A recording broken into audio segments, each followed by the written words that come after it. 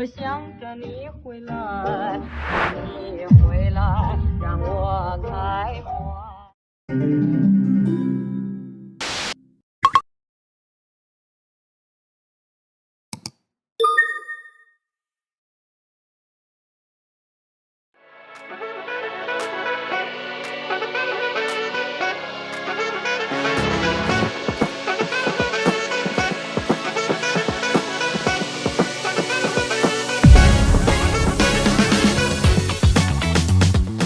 好啦，我哋今日咧又嚟到一個我哋之前咧話我失業嗰一集咧攞咗啲金去用嗰間 dealer 用金融上癮啊！係啊，咁咧就因為好多觀眾問嘢啊，問你點樣用金啊？你問咗幾多錢啊？啲好多，咁其實後來搞到我都好有興趣想知道，咁啊不如我哋就再試多次啦。嗱，今次咧我身上咧有其他借翻嚟嘅金，問啲親戚借黃金係啦。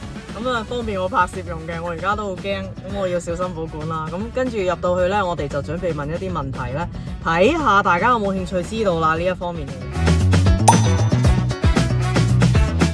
首先呢，我哋就理解一下飾金同埋金幣、金條嘅分別。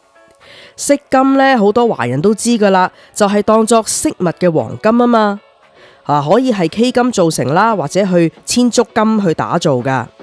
而我哋一般香港人中意嘅飾金呢，就係999或者9999千足金去打造。如果喺香港買到嘅飾金呢，通常都係打造飾物嘅時候，金行會喺飾物嘅某一處嗰度落印上999或者9999足金嘅標記。另外呢，就會加上金行自己嘅字頭作為識別嘅。嗱，例如周大福呢，就會有 CTF 3個英文字啦。喺香港嘅話呢，聽講啊吓，嗱，我經驗少啊。喺香港嘅話呢，如果將印有本身金行字頭嘅飾金攞翻去佢哋嘅字號售賣，咁呢，佢哋就唔會收太多嘅手續費啊、火耗費啊呢一啲，而且呢，仲會出到非常之接近黃金市價嘅價錢去收購。否則呢，你攞周大福嘅飾金去咗六福嗰度賣，咁因為唔係佢字號啊嘛，咁所以呢，人哋呢就因此而收高啲手續費啊、火耗費啊，咁好多手續費就會出嚟噶啦。有一啲金行呢，就聽講吓，睇東張西望都有講啦，就係會乘機獅子開大口掠你一筆都有噶。咁所以話呢，中國人呢成日就中意買黃金保值啦，但係原來買飾金呢一啲呢，就會發現，後來都唔係咁保值噶咋，除非你買入嘅時候呢個價係低出你買出嘅價呢低好多，嗱，咁呢條數就另計啦，你點都會有賺噶。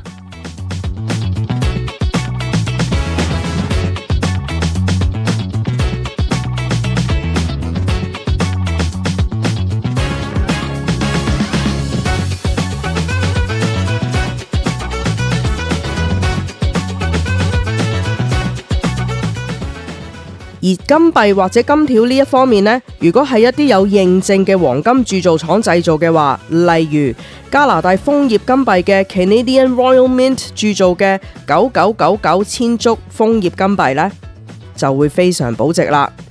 喺我哋今次嘅調查發現呢，如果攞金幣或者金條去賣嘅話呢，通常係會超過90%，甚至高達98%嘅回收價格啊！咁所以呢啲真係保值啦。嗱，咁但係金幣同金條有邊個保值啲呢？其實呢，就係金幣會保值啲，有啲金行呢，就會出同一個價去收1盎司金幣或者1盎司金牌，但係有啲金行呢，出比金幣嘅價格呢係高過金牌嘅，唔好問我點解，呢一個可能係一啲行內嘅 practice 嚟噶。而喺黃金嘅世界裏面呢，1盎司呢個單位呢，英文係用 troy ounce 去計算嘅。同普通嘅 ounce 係唔一樣嘅噃，嗱，重量越接近1盎司嘅金條或者金幣呢，就越保值噶。咁所以如果你問我，咦，我想買10公克，即係10 gram 金牌，保唔保到值啊？定係1盎司嘅金幣會保值啲呢？個答案就係梗係1盎司金幣啦。所以儲都儲到買到1盎司金幣嘅錢，先至好去買呢個金呢。咁你保值嘅作用呢就會越大啦。上次喺我失業嗰一集，我同飯團呢就攞咗一啲黃金去用啦。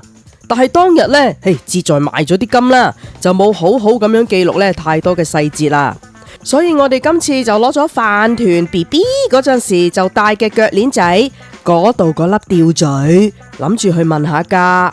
同上次一樣，我哋呢就返咗去熔金嗰一集嘅 Reserve Gold。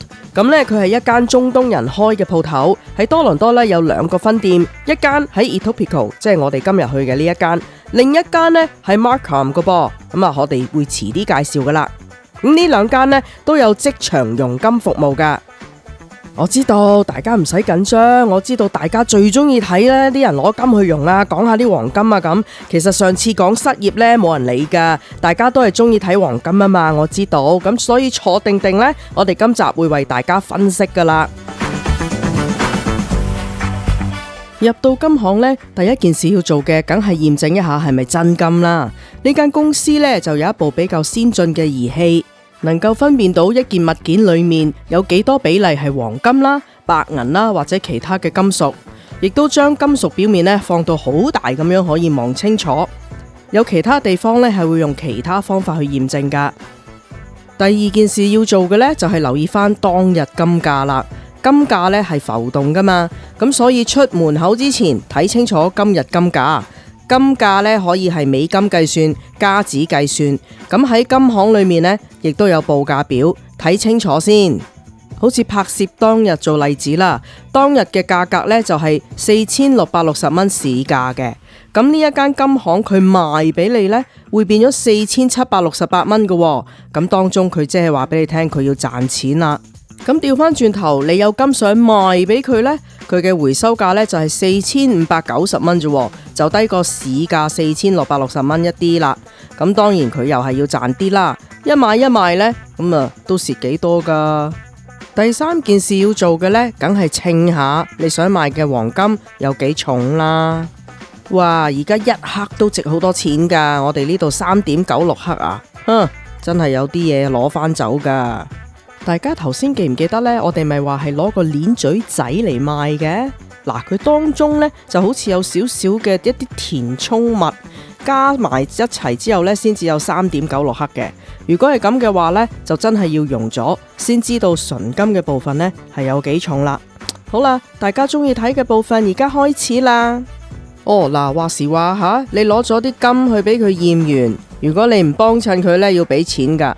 如果你俾咗啲金佢熔咗，你又唔幫襯佢賣俾佢呢，佢都要收你錢噶噃。咁你自己問清楚啦。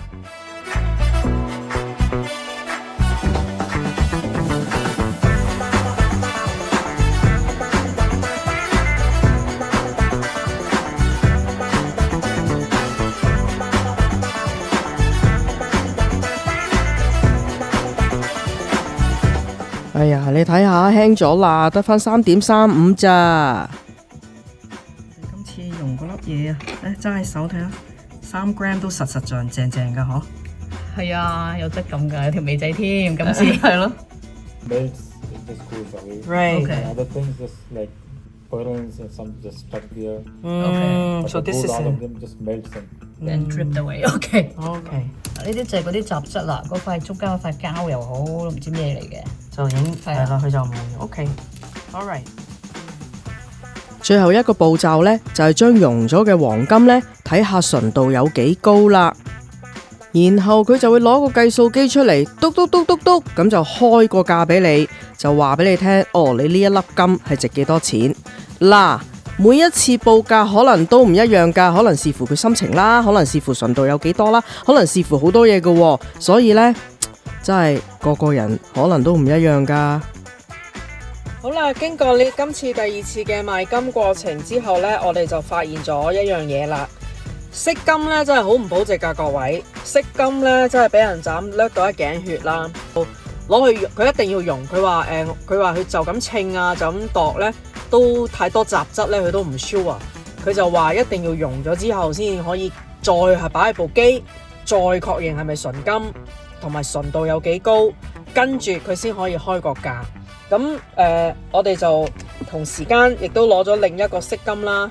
呢個就冇事，翻咗屋企。嗱，呢隻雞仔，咁呢隻雞咧都幾重㗎，成17 gram 啊！俾佢劏咗一刀。俾佢要驗嘅時候，佢就有問咧，可唔可以喺呢度吉一嘢啊？又磨少少，咁佢有佢嘅方法，咁我哋就驗明真身啦。呢就係一個純金雞仔。咁呢個17 gram 我哋就冇俾佢溶啦，就溶咗個細啲嘅3 gram。咁啊，跟住3 gram 出咗嚟3.35 gram， 用咗之後，用咗之後，咁個純度咧係99.71，跟住就按照呢一個數咧，佢就開價270蚊加紙。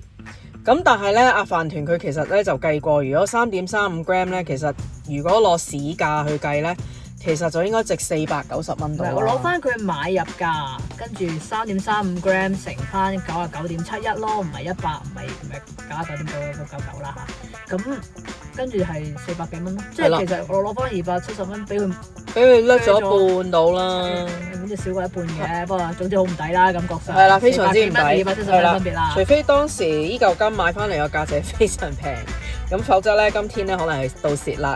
咁飾金咧係非常之唔抵啦，咁所以咧，如果大家要保值嘅話咧，係買咩咧？就係買金幣或者金牌或者係金條啊呢啲。咁佢唔需要用都可以甩手嘅。係啦，佢話唔需要用都可以，佢會買嘅，直接幫你買咧。就係舉例就係譬如呢啲啊金幣啦，同埋咧有卡同冇卡咧，我哋問咗啦，係冇分別嘅。咁如果你話哇有卡咧貴過呢個喎，其實係揾笨嘅。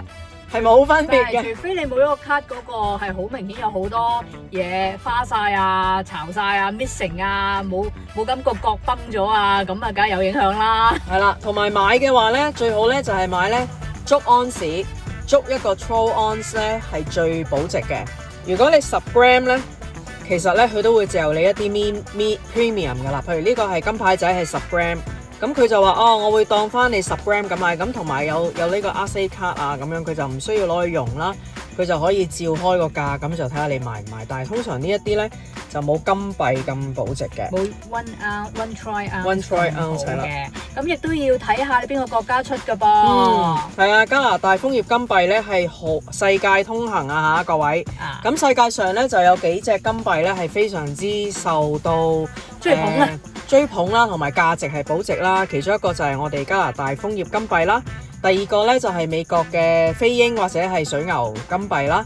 咁同埋有我聽過咧就係 kangaroo 都係，我唔記得係邊度出㗎啦，澳洲。kangaroo 係咪應該澳洲咧？係咯，仲有大家好熟悉嘅熊貓啦。熊貓千祈唔好買，因為熊貓咧我睇過啦，佢唔係9999啊嗱，加拿大楓葉金幣咧佢係有寫9999啦。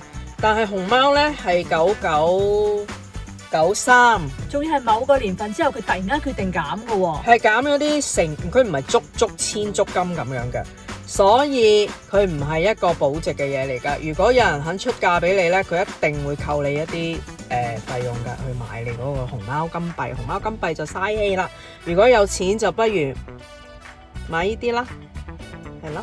咁啊，我哋之前見到市面上嘅都只係得翻英女王啦，咁我哋唔係 sorry， 有只係得翻阿查理斯嘅金幣啦，係啦，冇英女王啦。咁我就問佢你會唔會有英女王有貨啊？有存貨，係啦，賣俾我。咁佢就入去揾啦，跟住揾完一輪咧，攞住個銀色嘅銀出嚟，銀色嘅咋？嗱，呢個係我舊嘅銀幣啊嚇，佢就攞住一個銀幣，好大個㗎，英女王啊，同你想要嘅一樣㗎，係顏色唔同㗎咋，分別就係呢個銀色個金色咯，你要唔要啊？跟住我話我唔信，價錢一樣，一定都唔同嘅。傻嘅。咁啊，跟住咧我亦都問咗佢，譬如呢個銀幣啦，咁呢個銀而家銀都幾值錢啦，係咪一個 ounce 都30幾蚊啊？30幾蚊啦，唔記得啦，40啦好似。咁譬如我話呢個銀幣，咁你哋會唔會 check 啊？會唔會收啊？佢話唔得啦，銀嗰個 value 太低啦。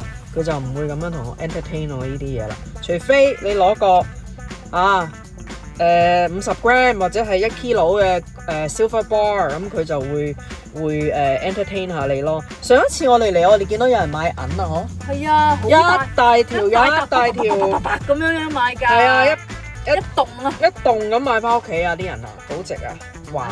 即係成嚿幾嚿磚咁樣拎翻屋企咯。識炒金銀嘅人咧，就多謝你，歡迎留言嚇，教下我哋呢啲符碌碌，又只不過係拍條片分享下嘅只不過失業兩車洗，撐下籠底。係啦，拍嚟分享嘅啫嚇，就係咁樣。我哋一定係俾人揾笨，我哋個樣。咁啊，下一次我哋就會再去第二啲地方，咁就再分享。睇下。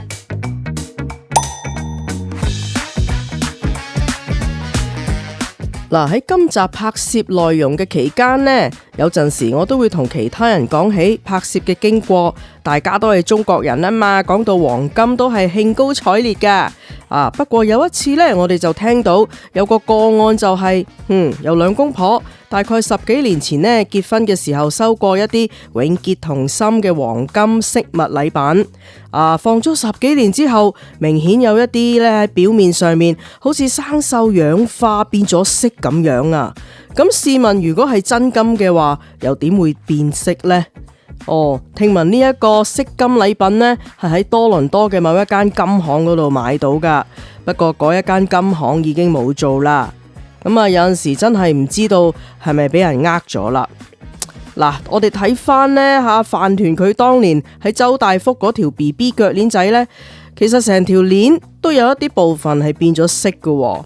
咁我哋真係唔係專家啦，亦都唔知道咁樣呢會唔會影響嗰個回收價格。咁如果有邊一位知情嘅行內人士，不如留言分享一下點解有啲黃金飾物有變色嘅情況啊！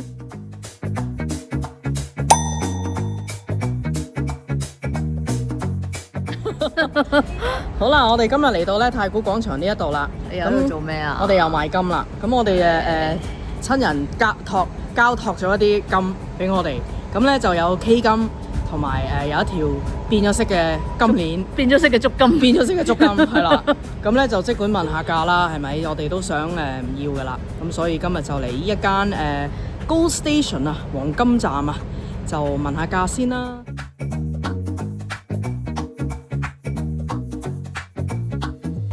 嗱，咁嚟黃金站呢一度咧就必須要預約啦，係咪？咁記得嚟之前要打電話啦。好啦，我哋交代翻呢，我哋嚟咗黃金站之後嗰個結果啦。咁因為鋪頭咧就唔準錄音又唔準影相，咁所以我哋就乜嘢都冇拍到。咁但係發生咩事咧都可以。影咗嚿試金石。係，佢俾我哋影試金石，我哋有問嘅。咁所以交代翻發生咩事啦。咁首先咧就係如果你係攞飾金嚟買嘅話咧，佢首先會攞試金石或者攞去有一部儀器咧，就驗咗你係咪真金。咁佢驗咗真金之後咧，佢就會按住嗰個市價，即係譬如你個重量係3克咁佢咪估即係佢會收你幾多錢，佢就開個價。佢冇得用嘅，佢之後攞咗你個金咧，佢做啲咩咧就係佢嘅事啦。佢 probably 都係攞去用啦，咁但係佢即場就冇得俾你睇。咁所以譬如你攞啲 K 金過嚟嘅話咧，就問啲咯，佢可能會估你嗰個譬如一粒戒指係10 gram， 咁佢可能估你純金嗰個量係譬如3 gram 咁佢就出嗰個3 gram 個價去買你隻戒指啦。即係可能個戒指好多其他嘢，你都睇到有啲譬如其他顏色嘅嘢啦嚇，咁撈咗落去佢都係估嘅啫。係啦係啦，佢嗰部機 test 咧一定要係實心佢先至 test 到嘅。係啦，咁我哋拿咗一嚿嘢咧，睇落好似黃金㗎。後來佢試咗之後咧，原來係假嘅，唔係金嚟㗎。咁我哋都預咗嘅，因為依係禮品咧，我哋都應該覺得佢唔係真㗎，抌得㗎啦嗰嚿嘢。好啦，咁跟住另外咧，佢如果你買賣黃金嘅話咧，譬如你攞金幣、金牌呢一啲咧，佢就係按市價嗰個 spot price 90%俾翻你。但係一定要0.5安士或以上先至係，otherwise可能得80%啫。如果你譬如得10 gram 咁可能就得80%咯。係啦，飯團嘅意思即係話咧，你攞呢啲金牌金幣嚟賣咧，你要足半安士以上先至俾到90%呢個價。otherwise 咧可能係得80%啊咁。即係話如果邊個想保值，係要買金幣金牌想保值咧，就一定要係足半安士。其實最好係1安士嘅，我知道。咁1安士咧，普通有啲好啲嘅金行咧係會高過90%㗎嚇。同埋嗰張佢都 confirm 咗嗰張膠嗰個 SD 卡咧，即係個膠套咧，有冇都係冇分別嘅。係啊，呢個好多間都係同我哋咁樣講噶啦，所以有冇膠套咧係冇用嘅，冇分別㗎。如果你想拆出嚟玩啊、捽啊、摸啊，你隨便咯。係，只要你唔好摸蝕佢。係啊，頭先講補翻一句咧，就係喺黃金站嗰度咧，佢就話話你賣幾多咧都唔會影響個價錢嘅，係啦即係個量。係啦，你賣1 gram 佢就按1 gram 計，2 gram 佢就按2 gram 計。咁但係尋日中東鋪嗰個 Reserve Gold 嗰間嘢嗰度咧，佢話你越賣得多咧，佢個價係會越好。好少咧，即係好似我哋賣嗰1 2 gram、2 3 gram 嘅嘢咧，就蝕大本啦，基本上冇咗一半咯。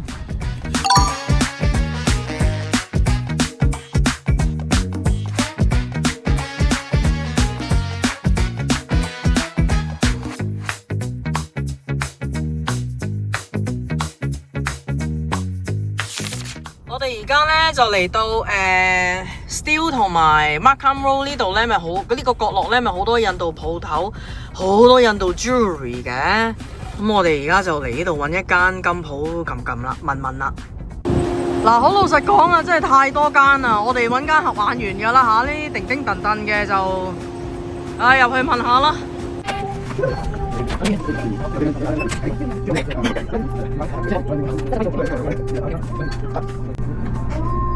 This one? No? OK， 唔買啊！哦，呢個唔買哦。呢個就1540。哦，OK。咁仲容易啊嘛？呢個你咁高價，11 gram， 11點幾。11點幾 gram， 呢個就唔用。係呢個佢唔會要。哦，OK。咁我哋坐低先。印度鋪賣腳鏈仔抵好多喎。俾多好多錢，俾多好多錢喎，俾多成340蚊喎。係咯，係咯。咁但係佢 K 金咧，佢就唔收，亦都冇佣金嘅服務嘅。咁就而家再去埋問下其他先。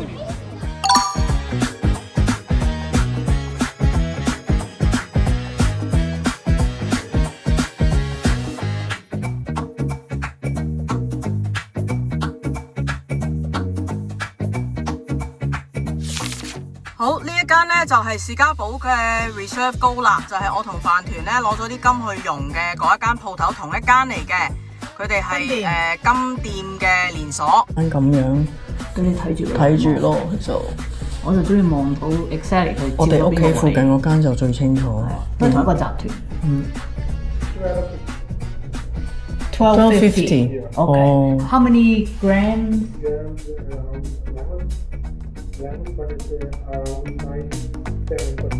Okay.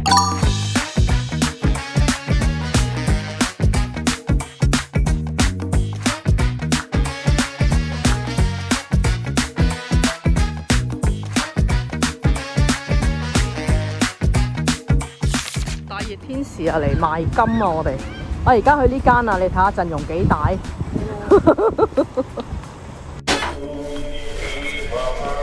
5 times 120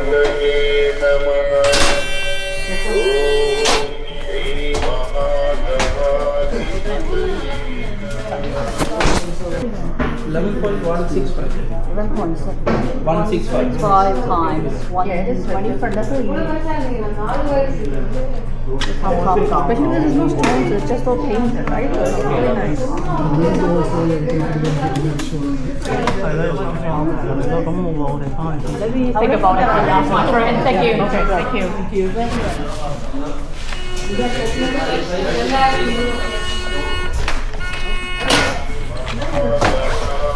係咪影咗㗎？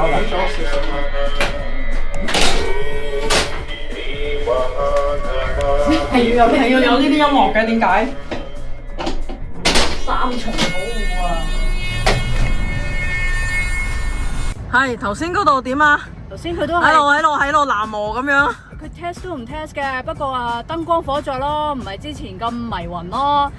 咁咧就佢話俾120蚊 per gram， 咁條鏈頭先就11.165 gram， 佢就俾1339.8，係咯 ，which is 低過第一間咯，但係都高過 Reserve Gold 嘅。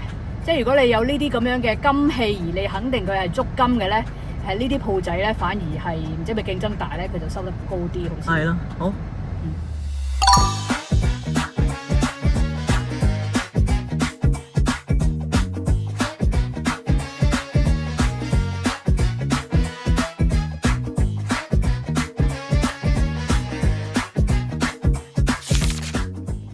好啦，我哋呢個多倫多終極賣金特輯已經接近尾聲啦。經過走走趯趯一輪嘅調查之後呢，我哋嘅結論就係，首先如果你係 K 金嘅話呢，就請你攞去可以熔金嘅地方，因為佢即時嗰個機 K 金嘅意思即係低過24K 啊，低過24K 嚇。咁你譬如10K、18K 咁我哋攞咗隻10K 戒指去呢，就佢熔咗之後呢，佢就有一個讀數呢，讀到話俾你聽呢，佢裡面含金量係幾多？至少呢，你都死得明明白白啊嘛，即係有啲齋估嘅呢，你真係唔知佢估多定估低，咁不如你就俾佢稱咗之後就公平嘅個價錢報俾你啦。有啲嘢就揮發咗，但係有啲仍然喺度黐埋一嚿嘅，有啲可能係石嚟嘅，根本唔知會點嘅。咁好啦 ，K 金就咁樣做啦。咁如果你係足金嘅飾金呢，即係又唔係金幣又唔係金牌嚇，飾金無論係嗰隻一隻公仔係一條鏈，咁呢就唔好理。咁呢我就覺得印度人呢，第一間嗰間印度鋪呢，好迷幻嗰間呢，佢賣價係最高。咁你問我點解爭咁遠可以同其他爭成200幾300蚊，我真係唔知啊。呢個飾金呢，佢係俾到去market price 或者 spot price 嘅92%。係喎，我哋啦嚇，下次唔知，其實我哋可以再拗高啲㗎，因為我見到好多人講價㗎。係啊，好多人講價，同埋呢，因為我哋只係攞條鏈去賣啦。如果你有3、4樣嘢去賣呢，可能又可以講到。我哋為咗呢個特輯公平起見，我哋係冇講價嘅，因為呢個係 first impression，因為人講價技巧都唔同啊，心情唔同啊，咁啊唔同㗎啦。阿飯團嘅意思即係話呢，我哋蝕咗錢嚟拍呢條片俾大家睇。請我哋食嘢下，咁啊第三件事就係飾金就係印度鋪買。如果你係金幣或者金牌呢啲呢，又唔需要熔，亦都佢一睇佢就會買你噶啦。第一，你哋買嗰陣時呢，有冇嗰個卡呢？嗰個膠卡呢係唔重要嘅，全部啲金鋪我哋問過晒呢，嗰張卡對佢哋嚟講都係冇用嘅。係。第二，保護嘅啫，你唔好捽到佢崩角啊、刮花晒就得㗎啦。第二呢，就係有一啲金鋪佢可能願意出90% of market price， 有啲直情係有個 buy price 係 per ounce 咁樣去俾你睇。係啦，我哋嗰個 reserve gold 佢係去到98% of market price 或者 spot price 嘅。係啦，咁呢個呢，你哋就可以自己揀賣俾邊一間啦。係啦，亦都係啦，有一啲金鋪會同你講，我都係斷稱嘅啫，佢唔會你越賣得多，佢會越俾多啲你。但係 reserve gold 咧，你越賣得多，或者嗰啲金鋪仔你越賣得多咧，印度嗰啲有我講，佢咧係會俾高啲價俾你。所以係要講價嘅，即係我哋冇講，因為為咗呢一個特輯啫。係就係咁啦。好多謝各位收睇下。如果喺條街度你賣金成功，因為我呢個特輯而你賣金成功咧，你下次喺條街度見到我咧，記得買支水俾我飲下，係好熱啊今日，唉真係成肚大汗。我哋不求回報嘅，唔使驚嚇大家，我哋其實都有其他收入㗎啦，得㗎啦。只係話俾我聽，我好開心啊，賣金好開心啊，得㗎啦，你見到我，唔使買啲水俾我嘅。